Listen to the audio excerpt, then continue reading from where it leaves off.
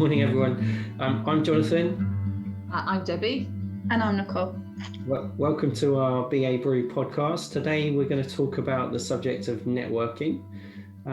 Nicole, I see you as a really positive networker. Any thoughts on this subject? So I'm not sure if I'm a fan of the term networking, but it's just about, for me, it's all about meeting new people, putting yourself out there, going to events, getting that conversation going, finding an area of common interest, or if you're at an event, why you're both there. So I quite enjoy networking. I sometimes enjoy it. I don't think I'm a natural at it. And some events I'm kind of energized and I want to meet new people. I want to network. And then other events maybe, and depending what mood I'm in, I'm not always wanting to go and meet new people. Sometimes I'm there because I'm trying to study something, or I've got another thing going on.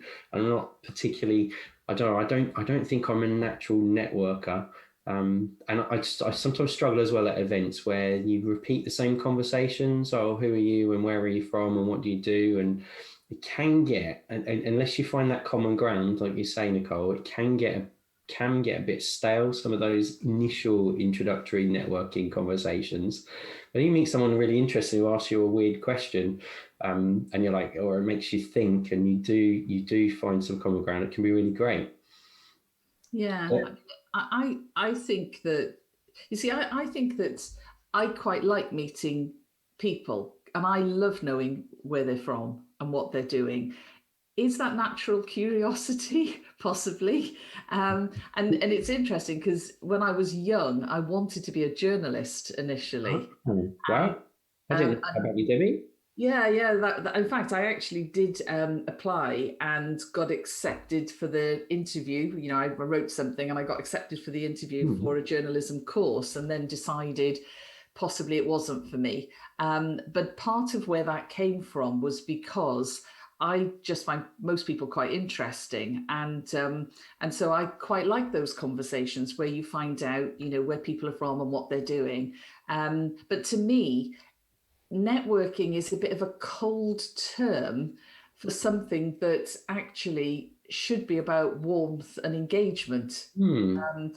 And you do meet people at some, industry events or awards dinners and things like that, where the objective is to have lots of people's details, do you know what I mean, in their network. And I don't really go along with that, because to me, it's actually about meeting people, and I've met some brilliant people. Yeah. I think there's the BA Manager Forum. When I go to that, I see people that I maybe used to work with that I'd count as friends. I see people that I've met on a regular basis and we've got a common interest. And going to that event, and I think I say at the end of the event, pretty much most times that I go, it's one of the best days in the working month or year, to go to those types of events and see and meet people who've got common interest. You have interesting discussions, but you're working and networking, but you're not doing it with a specific goal in mind. It's not meeting someone in order to achieve an outcome. It's meeting someone and talking with them because you're interested in them and the subject that you're discussing. But I don't like going to those industry conferences where there's someone who's networking and giving me their business card to achieve a sale. They want to achieve a sale from me, and that, I don't know, sometimes on online forums you'll get that as well, where someone's wanting to, for example, link in with you, and they are very clear that they want to sell you a particular product or service, and it's kind of, it gives this networking word a little bit of a bad taste in the mouth maybe, and you get propositioned, and it's not so ideal. I think you touched on something quite interesting there when you talked about sort of LinkedIn. I think it can be quite a powerful tool, but it also can be not a very good tool. Some people's aim is to just have as many connections as possible, but they're not really valuable or relevant to their job or their role, and people just want to link in with you because they want to be your connection or be linked with you. On the flip side, I think it's really useful, really valuable, especially as we're moving virtually at the moment, where you can't attend events or build your network in the traditional way, have those conversations. There are some exciting new groups forming. The young BAs, for example, Nicole. So I've actually, BA, which is the Young Business Analysts. So kind of the flip side of the BA Manager Forum, this is a brand new kind of group, or like a safe space for the younger generation of BAs. So that's really exciting. There's nice things coming out of this kind of digital era. Is why the young BAs are using Instagram as one of their main social media channels? Yeah, so we're trying to engage with kind of the younger target audience. So anyone up to 35, I'm afraid. But Instagram is kind of a different social media platform that we've decided to trial. It's very visual. So trying to get people engaged that way, joining webinars and events, things like that. But it is on LinkedIn as well to keep it that professional kind of front. Yeah. And have you met new people through this group then, Nicole, that you wouldn't have otherwise met, you think? Yeah, definitely. And I think, as Debbie was saying, it's about having that kind of common ground, isn't it? You're not talking about the weather or what's going on in the news. You're talking about business analysis and finding something that you really both have an interest in. So I've met a lot of good sort of young people new into the role, people with facing the same challenges, or kind of everyone's asking the same sort of questions. So it's been a really good way to get to meet new people. It's interesting. It's interesting that different approach on, because lots of people, when they think professional networking, they think, well, LinkedIn as a default, and it's that tool of choice. Your approach for networking has got to be relevant and appropriate. Maintaining networks then, should we talk about maintaining networks? How good do you think you are at maintaining your networks? Because once you've built that common ground, that common interest. Is it an effort, or do you do it naturally? Don't you think, though, Jonathan, that again, that's a real sort of clinical term, and I just don't see it. I just don't see it this way at all. I just think there are really interesting people in a community that I'm interested in. So the BA community is the obvious one for us, because we know a lot of people in the BA community, and we know that an awful lot of them are just absolutely great. They're so enthusiastic, so positive. I mean, when we had the BA conference recently, I was just completely blown away by it, because the level of enthusiasm, positivity in the chat, this is in a typed in chat forum.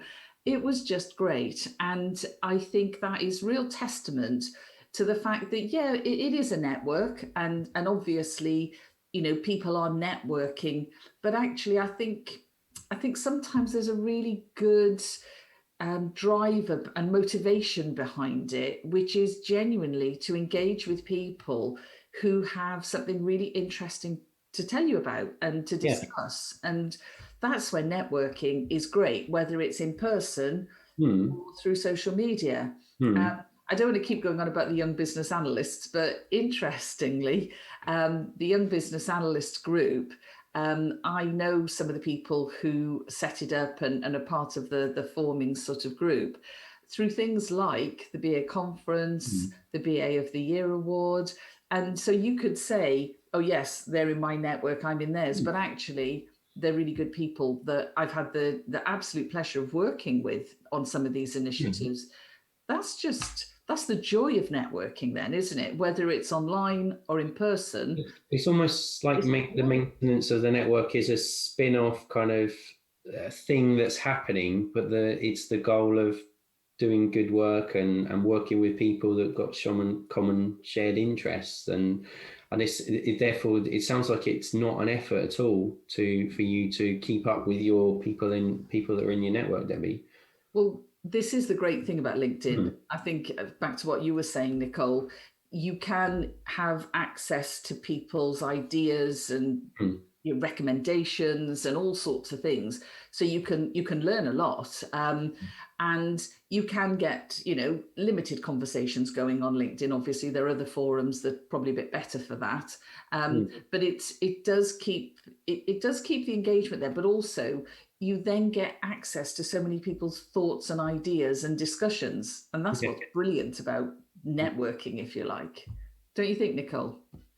Yeah, I like the way that it's a kind of a free-flowing conversation, that you can see people's articles that you may not read in a magazine, and people sort of put their thoughts and ideas on there. Or I particularly like seeing it when people have been on a course or done something and they've drawn like visual diagrams or mind maps, mood boards, things like that. So they've drawn up their ideas in the conversations. I love seeing things like that you just wouldn't see anywhere else. And that, again, is another way to get the conversation flowing. Or you can read people's comments and, oh yeah, I actually really agree with that. And then again, it's another way to engage with people. Isn't it? That visual representation of their idea or what their view of the world is.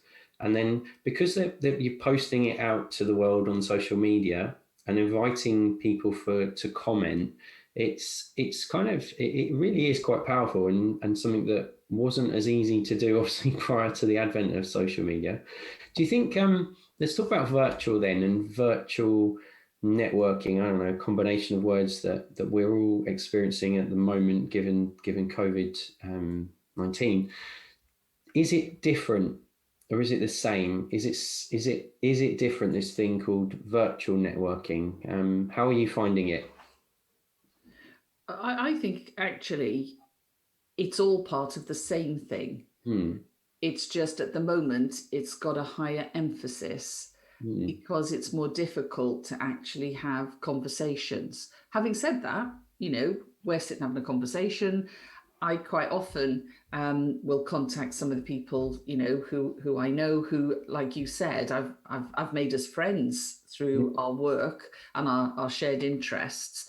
And we might have a Teams call or a Zoom call or something, so you can have the conversation if you're remote working. If you're working on platforms, more social media platforms, then it is a slightly different approach. And I must admit, I think the whole basis of building a network is trust and engagement and shared interest and that whole community thing. And I think, therefore, people have to be a little bit more careful when you're typing something in.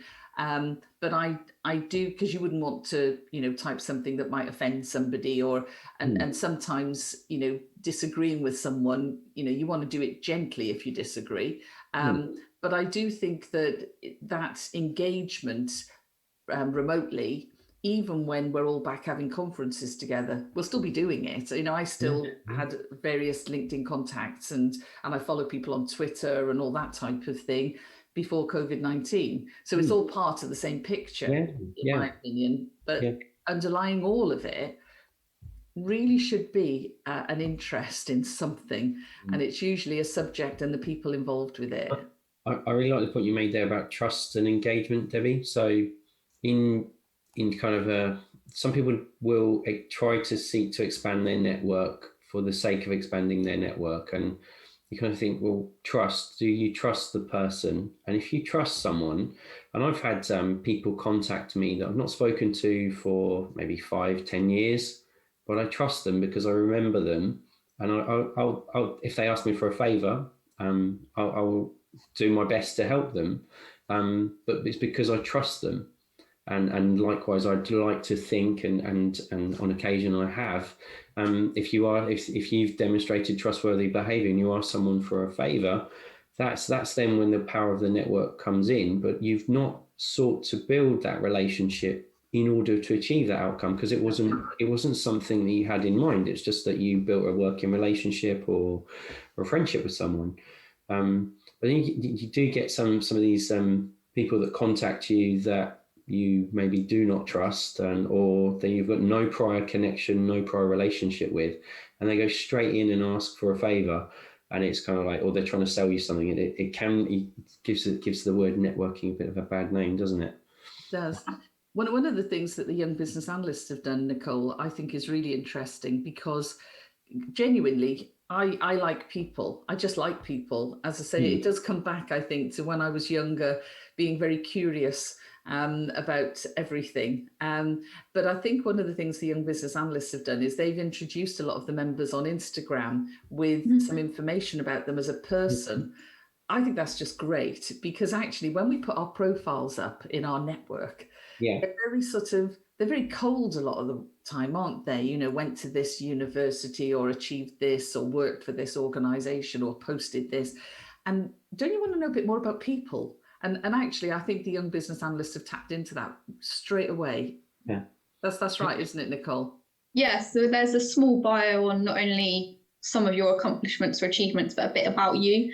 And I think it all brings it back to that trust element. So especially when you're looking to grow your network, if you're, you know, starting out, or, you know, your network's quite small at the moment, how do you make yourself approachable and friendly and trustworthy?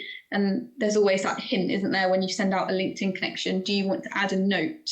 How do you make yourself see, like, how do you make someone want to connect with you? How do you begin to build that rapport, rather than just going down a list of, you know, contacts or people you may know and just clicking add? Yeah.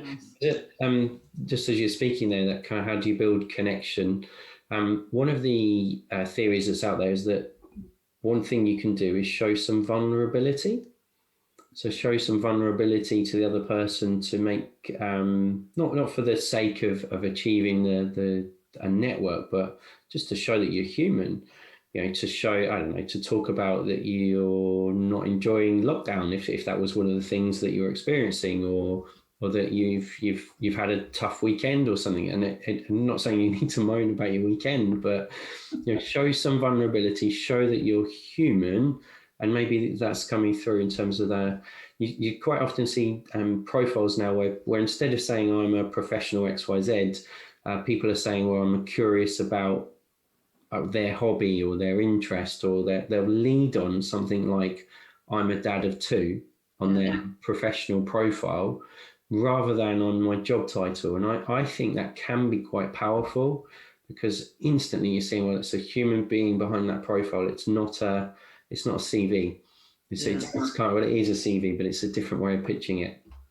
Well, you two probably know that in Assist, certain people make comments about the fact that I have a Welsh network because I'm Welsh.